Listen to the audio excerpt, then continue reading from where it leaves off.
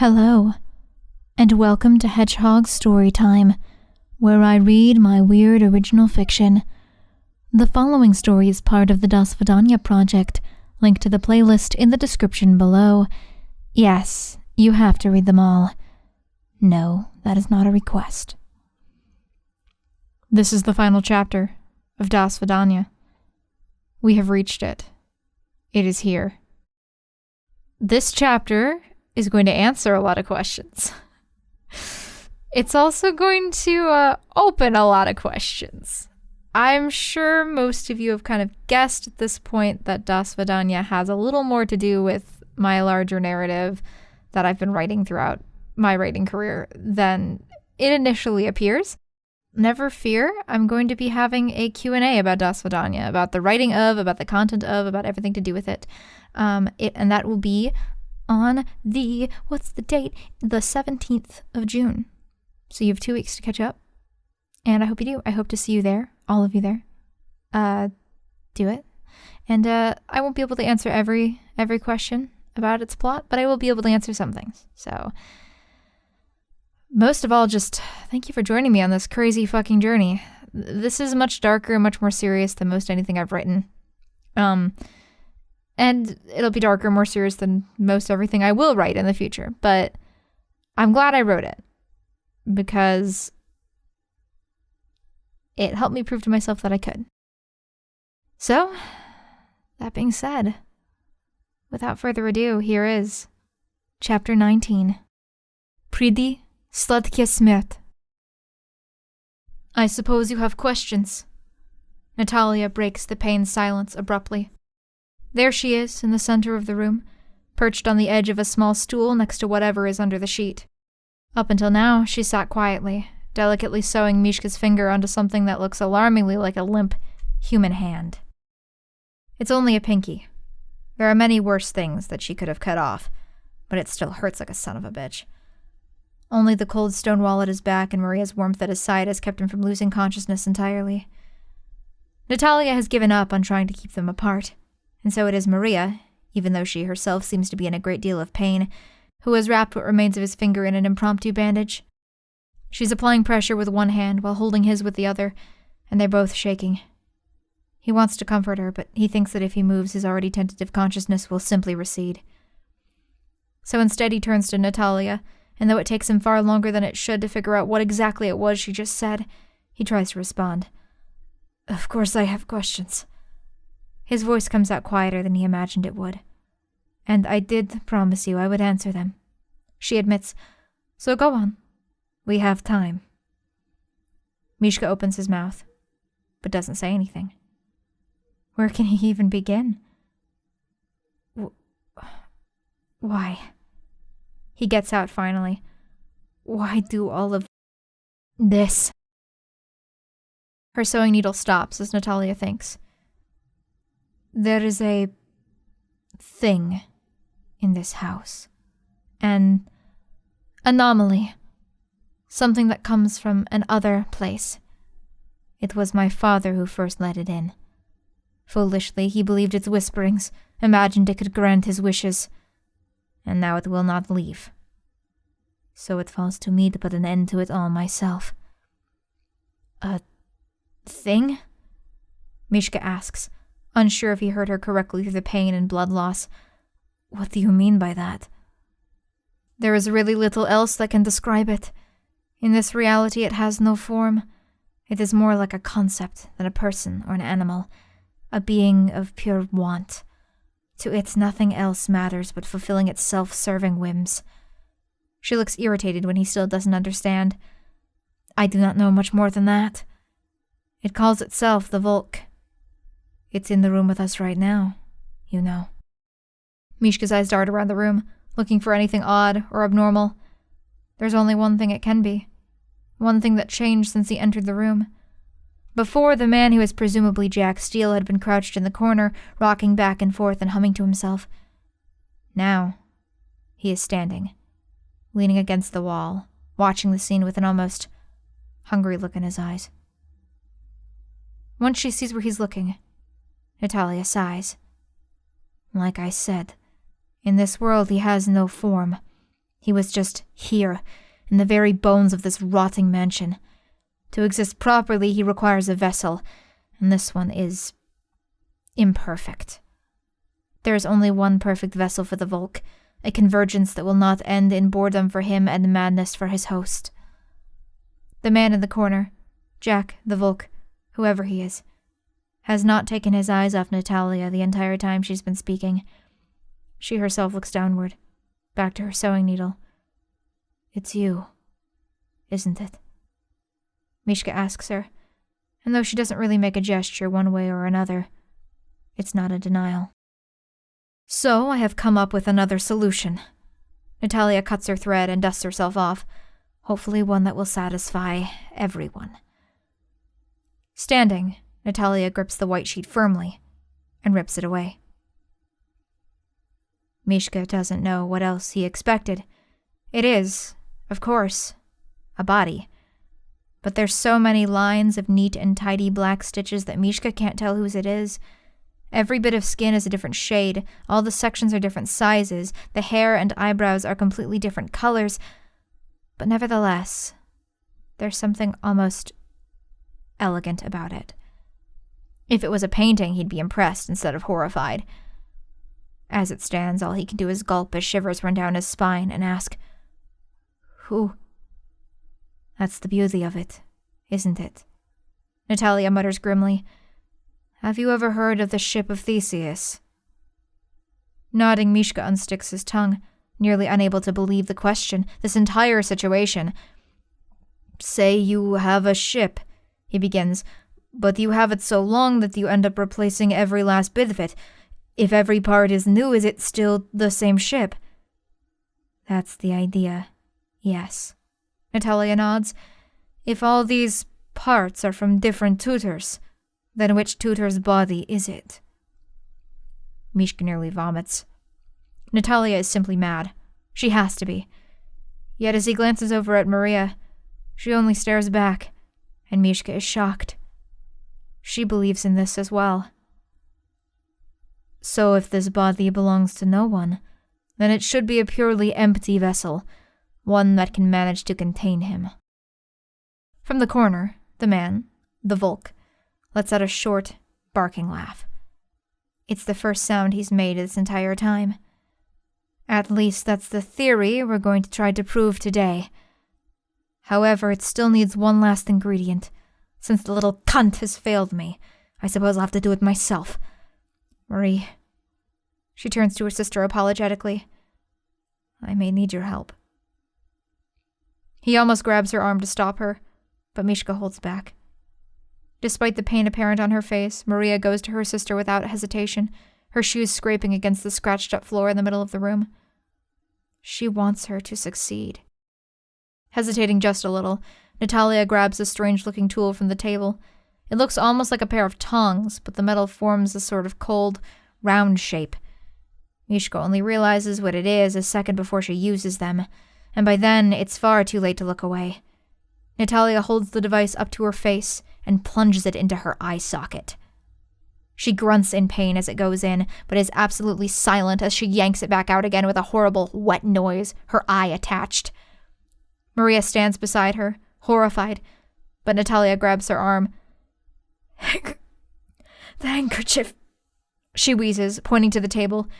Maria sprints and hands it to her. Half running, half stumbling, gripping the side of her face with one hand while blood dribbles between her fingers, Natalia approaches the body. With all the force she can muster, she shoves her eye in its remaining empty socket.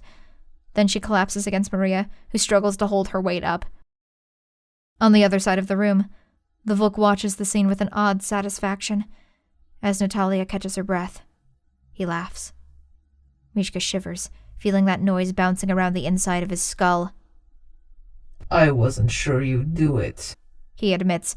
You've ordered so much violence in your name, but I didn't know if you'd be able to do it yourself. You must really want to get rid of me. She doesn't grace him with a response, though it's very possible she might not have heard him. Her face is as white as a sheet, and her remaining eye is lolling, unfocused. Natalia, do you want to sit down? Maria asks, but Natalia shakes her head and seems to rally. she approaches the body in the middle of the room once more. "It's done," she says, her posture relaxing for the first time since Mishka has known her. 2 years of sweat, tears, and murder. The Volk pushes himself off of the wall. I suppose we'll see if it's worth anything. Mishka glances back and forth in confusion, for he feels a sudden gust of wind. Where could it be coming from this deep underground? Most likely there isn't a real answer. Even Natalia is blown from the center of the room, as only the Volk is unaffected. He stands straight, one arm reaching out for the body. There is something wrong with his eyes, something emerging from them, long and sinuous and dark, but between the flickering candles and the wind tossing his hair about, Mishka doesn't see much. Huddled in the corner, terrified, in pain, Mishka nearly faints when the last candle goes out. There's the sound of something dropping to the floor. Then all is silent. It's so perfectly dark that he wonders if he actually has lost consciousness. But if that was the case, he wouldn't be hearing his shaking, shallow breath, wouldn't be feeling the throbbing in the place where his pinky used to be. And then comes the striking of a match. A candle flickers to life right in front of the body. Mishka's skin crawls, staring at the waxy visage. But after examining it, Natalia sets the candle down on the ground a short distance away. Then she lights another, and another. Gradually the room gets brighter, even as the shadows grow deeper. No one speaks. No one moves, save for Natalia lighting candles. He doesn't know how long they've stayed there before suddenly, with a sickening crack, the body moves. Its head tilts to the side, nearly tearing the seams on its neck, and another crack shakes Mishka to the core as it forces its head the other way. Natalia, seeming satisfied with the amount of candles, stands and stares at the body, but doesn't speak. It glares at her, a twisted smile spreading over its bisected features as it licks its lips with a blue, bulbous tongue. And then it laughs, cruelly, biting. You were so confident, it says, its voice coming out a hushed whisper as it screeches over long-dead vocal cords. You were so confident that for a moment, I thought you might actually do it. And, is all Natalia says. You should be proud. The skin around its lips almost cracks as the mouth broadens into a smile. It is a vast improvement from your father's. It may even last a whole day. Maria, who had been listening with trepidation, frowns, even as Natalia's face stays still as a stone. But just like the one before, this is not a true vessel. It will crumble. It is as I've been telling you all along, my dearest. You are my only vessel. Any attempt to circumnavigate that fate will only end in failure. And you have failed, Natalia Volkovna. Maria lets out a choked sob, but still, Natalia's face doesn't change. She stares the horror right in the eyes. All she says is one word. No. The Volk tilts his head, and one of the threads in the side of his neck snaps loudly. What do you mean? No. You lost, plain and simple. No, she repeats. I haven't failed, and I haven't lost this little game. Not yet. I don't understand. Without warning, Natalia's stony features crumble into laughter. You have only copied your father's work. Nothing more. How can you still expect to prevail? Leaning in, Natalia stares the beast right in the face. Did you really think that this was my entire plan? To follow in my bastard father's footsteps and hope that I could do better? You are not a god of want. You are a slave to it, seeing as it's blinded you so. You couldn't even fathom that I would rather slit my own throat right now than repeat my father's mistakes. Then tell me. He leans towards her as well, baring his teeth. though he can't get any further than the straps and the arms of the chair will allow. What is your plan? Why would I tell you?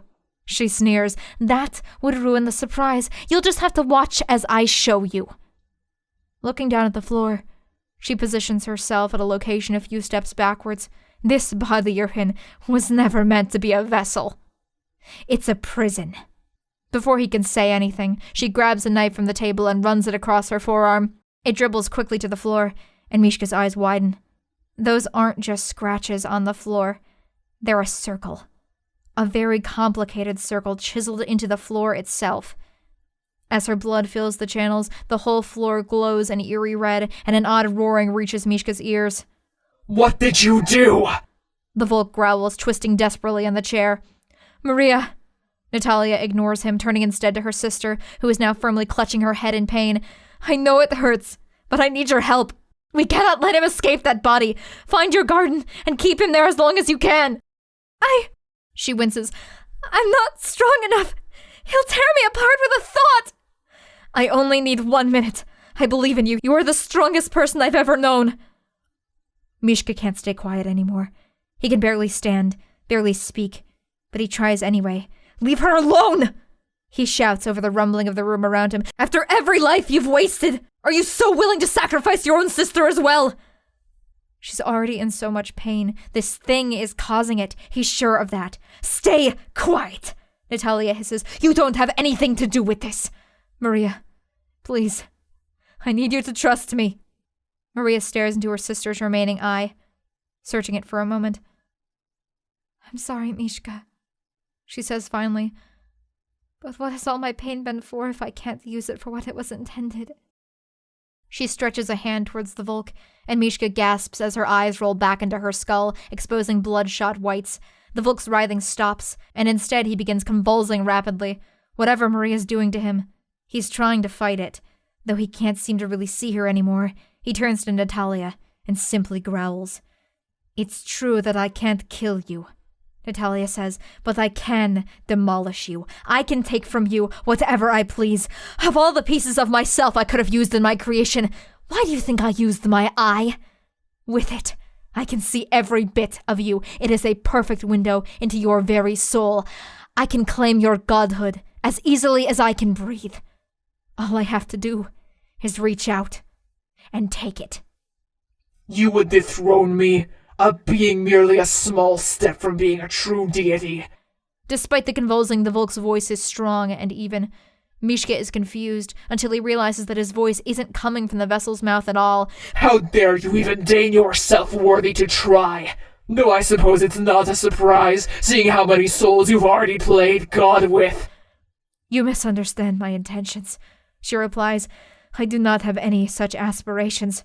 But to save my family, myself, from you, I would even shoulder the burdens of godhood. Then show me you're worthy of taking it. Natalia suddenly clutches at her empty eye socket, her face twisted in pain. She doesn't make a sound, at least not one that isn't lost in the rumbling of the very stones around them. She simply grits her teeth and runs back towards him. Her eye begins rolling wildly about in the vessel's head. Yet before she can make it to him, Natalia is stopped dead in her tracks.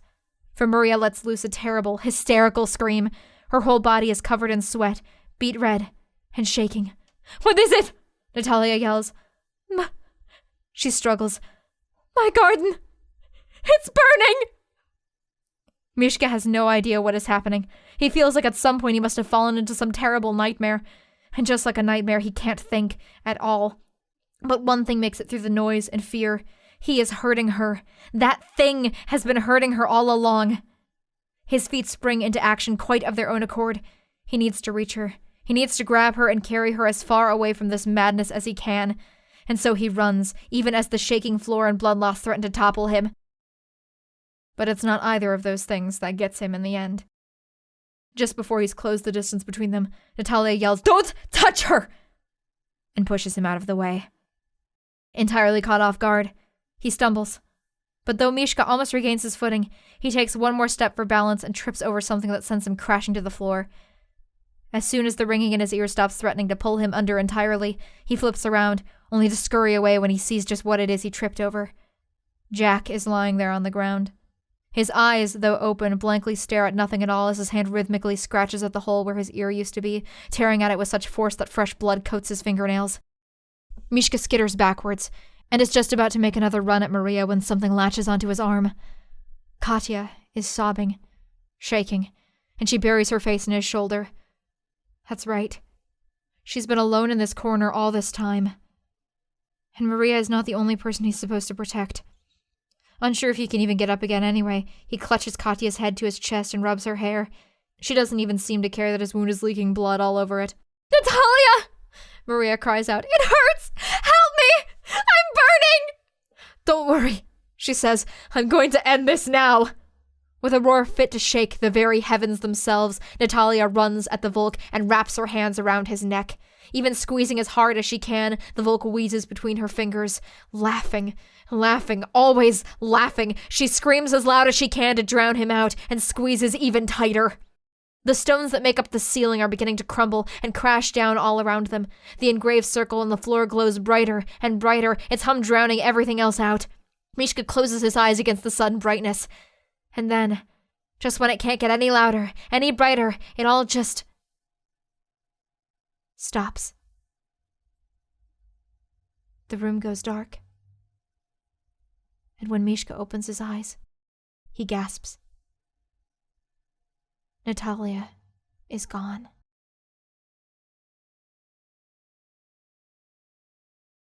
Ivan has many regrets as he lays bleeding out in the muddy snow. Not about how he's been killed, of course. An unceremonious, violent death is exactly what he deserves.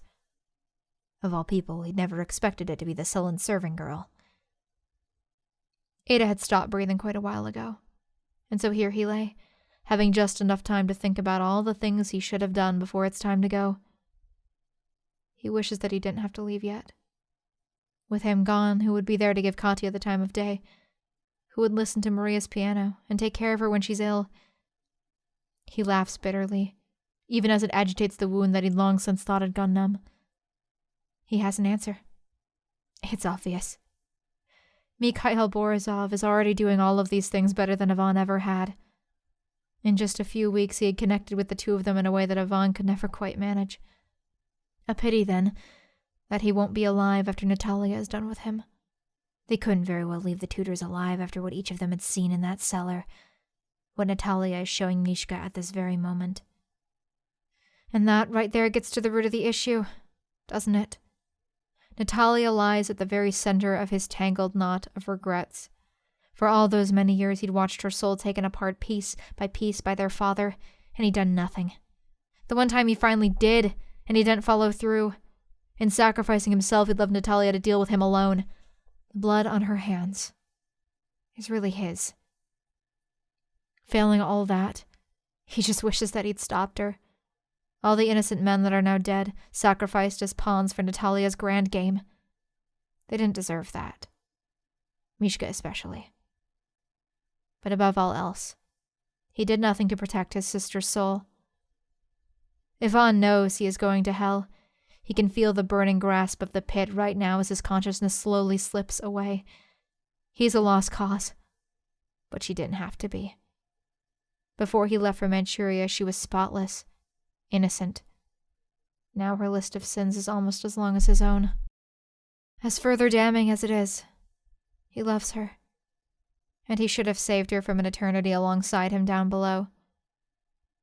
Yet, in his very final moments on this earth, with his last breath entering his lungs, he feels almost as if by thinking of her, he's conjured her up. Ivan squints into the clouds overhead, and at first he thinks he's only seeing things. But no. The more he stares, the more he's sure he is. Natalia is there. In the clouds. Tears blur his fading vision. She has failed. Natalia is dead. But there she is, ascending heavenwards. God has heard his prayers.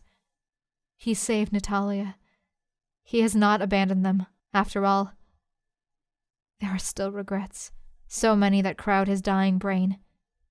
But now, even the most tenacious of demons won't break him, because he has seen his sister become an angel, Ivan reaches up a hand, taking in his last look at beauty, at the divine. If only he could go with her. Natalia opens her eyes. For a little while, she thought she was dead. But she is alive.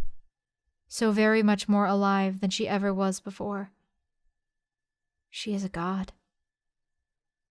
She always wondered how it would feel if she got this far. Would it be elation? Exhilaration? Would she go mad with power and burn the entire world to the ground? But she feels none of that. All that stirs Natalia's breast is a deep sense of melancholy. Because she can see now. Through her missing eyes, she finally understands that the truth of the cosmos is rather disappointing. Perhaps it's because she can truly see just how small she was. There they are below, in their own little bubble, each trying in vain to wrap their narrow minds around their encounter with the infinite. The body in the middle of the room sits motionless, smoking slightly. It takes Mishka far too long to stop staring at it and turn to Maria, who, though still standing on her feet, also has acrid black smoke emerging from her ears. Easing Katya up, he approaches her. Mishka hesitates to touch her, as her eyes are still rolled into the back of her head, arms still outstretched towards the husk in the center of the room. But then he sees the tears running down her face, and wraps his arms around her. She remains stiff for another moment, before sharply inhaling and blinking blearily, as if he had just woken her from a deep sleep. "Mishka," she mutters, nearly collapsing into his arms. "What happened?" He tries desperately to explain, at the very least convey what he thought he saw. Meanwhile, Katya breaks away, and noticing Jack's body, squats over it. She pokes him once, twice, then leans her ear next to his mouth. She gasps. "Mr. Borisov!" she shouts over to him. "Mr. Steele is still alive!" Mishka glances between the tutor and the girl in his arms. Maria is still largely being kept on her feet by his grip. "See if you can get him sitting," he tells her, before guiding Maria over to a chair. He makes sure she's all right for a moment before rushing over to help Katya. For a minute, Maria sits in a daze, eyes half-focused. But gradually, she frowns as she looks around. "Wait," she asks. "Where's Natalia?" "Vanished into thin air." Mishka shakes his head, still not quite able to believe it himself. "I don't know whether she succeeded or failed." They all jump at the sudden noise of Jack coughing. He isn't conscious yet. Not really. His head lolls back and forth despite being propped against the wall, though he certainly retains something from their conversation as he seems to shake his head. "No." His words slur together severely. "She's still here." Mishka and Katya glance around, to which he wheezes out a sort of laugh. "You won't find her that way." "Then what do you mean she's still here?" Mishka huffs. He has no idea whether Jack's words are the truth or just illusions. "He's not wrong," Natalia interjects. She doesn't move her mouth as she speaks. She's not sure if she even has one anymore. But rather, her voice is everywhere. It reverberates through the air, echoes in their minds, resonates with the very stone of the manor. Though momentarily struck by this odd phenomenon, they each discard it immediately. Their minds won't let them ponder the truth of the matter. She will have to make them see. "Natalia," Maria asks as Katya grips Mishka's arm, shaking slightly. "Where are you?" "I am in everything, and yet outside it." The four can only stare at each other in confusion. "Here, I can help you to understand." Natalia lazily swipes away the remaining roof of the cellar. There's no crumbling rocks or debris. It's just simply gone. Like it was never there at all. Mishka and Katya shade their eyes from the sudden brightness. Maria swoons a little while Jack nearly recoils in shock. "How?" Mishka's eyes dart back and forth across the hazy sky where the roof used to be. Jack shakes his head, an indescribably odd smile plastered over his features. "She's done it," is all he says. "The crazy cunt's done it." "Indeed I have." "Done what?" Maria asks the sky, unsure of where else to address her question. The Volk intended to devour me, mind, body, and soul. I have simply devoured him instead. Simply put, I have obtained godhood. Is that why we can't see you? Natalia laughs, and the vibrations nearly send them all to their knees. No, she says, you can't see me because I am no longer a part of your world. I exist outside, in another place. Inhaling suddenly, Maria puts a hand over her mouth, but Mishka and Katya only express varying levels of confusion. Allow me to show you. Let me remove the haze from your eyes. Mishka and the others watch with trepidation as the gray clouds, the hazy mist, even the very sky itself fade away like they were never there at all. The truth is that ultimately, they never were. Natalia stares down at them all, holding the bubble of their very small reality in her hands, a delicate terrarium whose ecosystem can only foster misery and despair. Beyond the translucent boundary, the little manor sits like a dollhouse atop a hill that falls away into nothing. The tiny dolls crawl out of the cellar. The massive walls around the manor have collapsed, and the cracked and broken stones cover the courtyard. So as they look past where those walls had been, the dolls gasp as they see the edge of their reality. What did you do? Mishka shouts, where's everything else? I didn't do anything. It simply doesn't exist anymore, Natalia says. The countryside, St. Petersburg, Birmingham. None of these things need to exist now that you are all at the manor. So they don't. They have been so distracted by the absence of their world that they hadn't seen beyond it.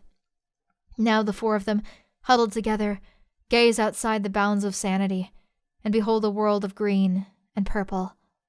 A place of nothing, of everything. A place dotted with the twinkling lights of countless other worlds, just like their own. It is a sight that Mishka and Katya have ever known, and one that Jack and Maria have glimpsed only in hallucinations and dreams. Mishka shakes, even as he holds Maria in his arms. It is beautiful in construction, but terrible in implication. Their own world is so small, so inconsequential in comparison. This is the other, Natalia states, the land between realities. It has a drive to create, and the will to destroy it all. Katya cries out suddenly, and points upwards. The others follow her gaze, and they finally lay eyes on the thing that was once Natalia Volkovna. She, too, is both beautiful and terrible, a new creation of this strange other. Her skin, though always pale, is now pure alabaster, and cracked, a series of fissures making artful curls from the jagged hole where her second eye once was. Her hair has turned white as well, and free from its severe bondage flows freely behind her, tossed about by currents of water that do not exist. As she caresses the boundary of their reality, they see her fingers. Long, needle-like, ball-jointed. Her mouth, a pale, perfect red, does not move when she talks, but they hear her regardless. This is the truth that I have been seeking, a way out of this endless cycle of despair. Mishka thinks to himself that these terrifying vistas are hardly an escape at all. Even if the words never left his mouth, Natalia responds anyway. This world was already dying. Had I not intervened, its ending would have been far more tragic. But what have you? Maria asks, speaking suddenly. What have you done to yourself to achieve this? I did the only thing I could do. She tilts her head, wondering how this isn't obvious to them. The Volk was an anomaly, a creature of the other. In a way, he was little more than a desire, no, want itself, given a will to act. I stole that concept from him. I am want given purpose. The Volk is no more. I am the Vol. The word sends a shiver down Mishka's spine as his mind once more returns to soldiers, shouting, and snow falling. If she is a war, then he wants no part of it. We do not have much time. Though her face is frozen in a placid expression, her eye reveals a certain amount of urgency as it rolls around in her head. We have reached the final chapter of this world's existence. It will soon collapse entirely. She seems to be speaking the truth. All around them, in the barrier as thin as a soap bubble, small fissures are starting to form. Just as the Volk could not exist in your world, Mortals cannot exist in the other, Natalia continues, so I will send you off to a different reality. Mishka and Katya are both near petrified with confusion, but Maria breaks away from his grip and looks upward. Are you not coming with us? Natalia just stares mournfully down at them for a moment, then shakes her head. I cannot. I am no longer a part of your world, of any world. I am not as the Volk was. I will not covet something that is not mine to have. But... Tears run down Maria's cheeks. But that's not fair! Of all of us, you suffered the most! Why do you have to be alone? Don't cry, Maria, Natalia says. I will miss you dearly. But this is what I wished for. To give you and Vanya a life you deserve. And I finally have. Whatever awaits me now, know that I have no regrets. I don't want to leave you behind. And yet you must. Her gaze shifts over to Mishka, who jumps, just a little. Mikhail, she intones, it's up to you now. Keep my sister safe. Slowly he nods and grabs Maria's hand. I will. Then he pulls Katya to him as well. Both of them. Good. With a singular, smooth motion, she turns her head back up towards the chaos of that other place. Then it is time for you to go. The ground shakes, and the stones from the wall jump and rumble. Natalia is lifting their entire small reality with open palms. I will pray that the next world you find is one with a better ending. Natalia watches as everything she's ever known drifts away from her, off into the unknown. Her heart and her thoughts drift along with it. She lied to Maria before. Natalia does have one single regret. She didn't get to say farewell to Ivan, though her hopes for him are the strongest. Without the manor, without his title or his past to hold him back, without her, maybe he can find some sort of peace. Maybe they all can. Maybe he will grow another field of sunflowers. Ivan, Maria, Katya, farewell. She doesn't know what hope there is for herself, if there is any at all. Her sins are far too great to have a hope for the future. But in the end, they served a purpose after all. Those few lives she has saved are more precious to her than any ever will be. Natalia drifts gently in the currents of the green-purple fog, amidst the ruins of countless dead realities, and for the first time in her entire 25 years, she is at peace. She has broken the cycle that she herself has regrettably helped to perpetuate. Maybe this will make up for it. Natalia is finally free.